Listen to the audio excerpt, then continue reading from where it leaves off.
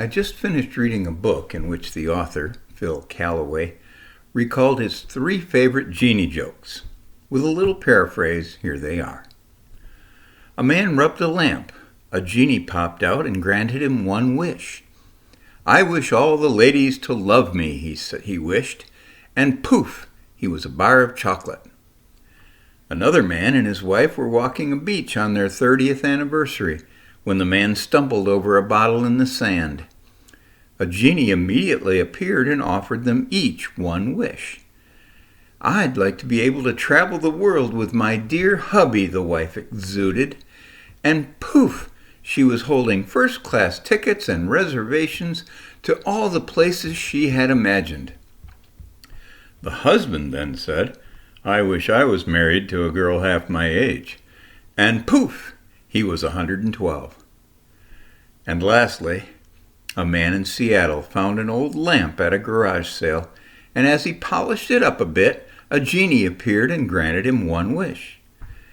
I want a bridge from here to Hawaii that I can hop on any time I want to get away from the rain and play golf. That's a tough one, said the genie. The logistics and the amount of concrete and gas stations along the way make it impossible even for me. Pick another wish. Okay, said the man. I wish for a complete understanding of women.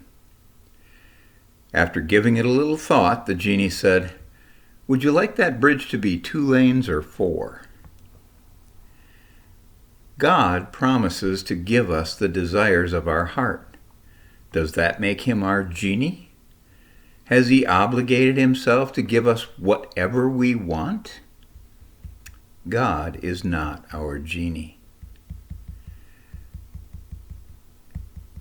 Psalms 37 verse 4 says, Delight yourself in the Lord, and he will give you the desires of your heart. This story is called Escalator Plus. You can have whatever your cart desires, sang the siren song of the new online supply company, Escalator Plus. Our members get everything their little cart desires for free, including free shipping.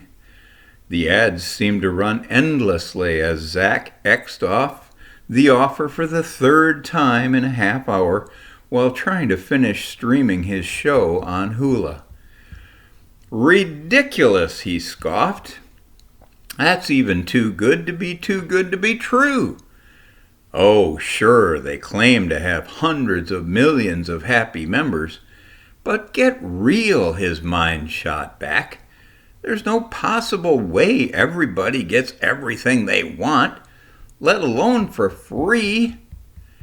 This went on for weeks until Zach finally caved.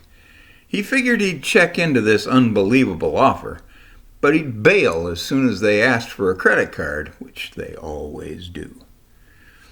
He was quite surprised, however, when all they wanted for him was to become a member, free of charge, and to give them his shipping address to receive his orders. No credit card, no fine print. So he jumped on the escalator. Even though the process was pretty simple, the first day was completely overwhelming. It all started with a brand new, cute little shopping cart in the top right of his home screen, a gift from Escalator Plus. But instead of just racing through the massive online warehouses and cramming that cart with anything that caught his eye, he was instructed to open the cart first. When he opened the cart, he was surprised to see the word love. Okay, thought Zach. Apparently the first thing I need to shop for is love. So he thought it over and headed to the emotions department. He made his way down the virtual aisles and picked up a good amount of affection and acceptance and threw in a bag of rejection killer for good measure. He also found a really cute puppy and an even cuter girl about his age, which were obvious additions, and then he hit send. Easy as that. Now he headed back to the top page and reopened his cart. This time he saw the word security. Pondered Zack. I wonder what would make me feel secure. He headed off into personal safety and soon began filling his cart with lots and lots of money, good health, a great job, a house, and a surefire investment plan for all that money. He also threw in a couple of guns and some barbed wire fencing and again hit send.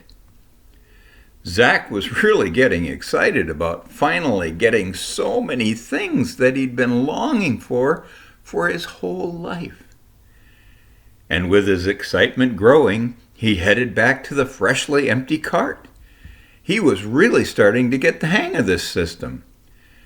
The cart now said joy, and he ran for pleasure, good feelings, exhilaration, and a bucket of guilt avoidance powder. The desire for value launched a search for respect, approval, praise, and recognition, and the whirlwind always ended with a click on send. After a full day of dreaming and shopping, Zack was exhausted. He finally signed off and slouched back in his chair with a satisfied smirk and the thought of why in the world this had taken him so long to try out. The ironclad promise of everything he desired and warehouses packed with more than he could have asked for or imagined, all free. Now he just had to sit back and wait for everything to start rolling in. But one day turned into two, and two became a week before Zack began to suspect that he'd been right all along. Too good to be true is usually too good to be true. I knew it, his cynical mind concluded. It was a lie all along. Well, I'm not going to just roll over. I'm calling customer service to register a major complaint. But before he could really start up a good rant, customer service said it sounded like a tech support issue and routed him in their direction. And sure enough, the tech support guy got right to the heart of the problem.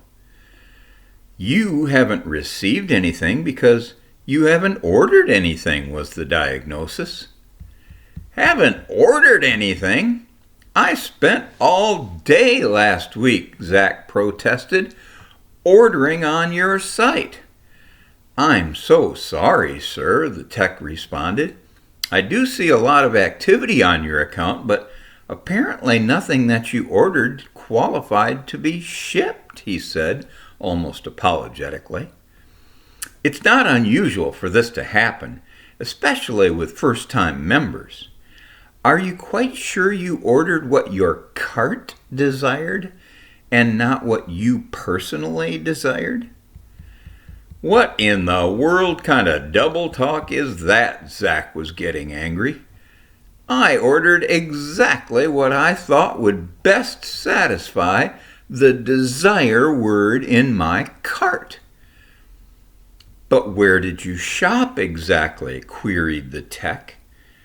Obviously, I shopped in the giant warehouses connected to your site, the now flustered Zack spit out. Ah, yes, that's the problem. Those warehouses are not connected to us in any way. They are put there by our competition, who just want you to waste all your time shopping for things that never touch the desire of your cart. That way, they figure you'll get so angry at us that you'll quit your membership and talk ugly about us for the rest of your life. As the reality of the flim-flam began to soak in, the now exhausted Zack asked the tech just exactly where he should have shopped to qualify for shipping?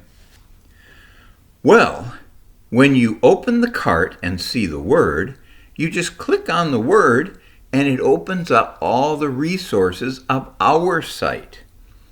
And instead of loading up with the best your mind can figure out, you end up with a cart full of things that the manufacturer designed to satisfy those desires. After all, does lots and lots of money really offer lasting security or increased personal value? Or does simply being connected to the manufacturer, where you have access to enough of everything when you need it, instead of having to stockpile it all? And the same goes for love and joy, strength, and all the others. Your best guess is always limited by you. But the specs from the manufacturer are very specific as to what and when will best meet a deep cart desire.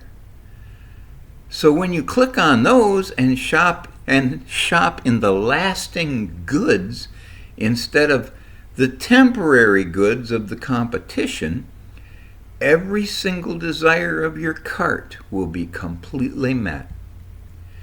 And now, as they say in court, the defense rests, joked the tech. We certainly hope you will continue your membership and enjoy the lifelong benefits of this community. And if you'd like help with your second first order, I'd be happy to walk through that with you. I'd appreciate all the help I can get, conceded Zach, and some pretty cool deliveries started showing up on his porch even that afternoon.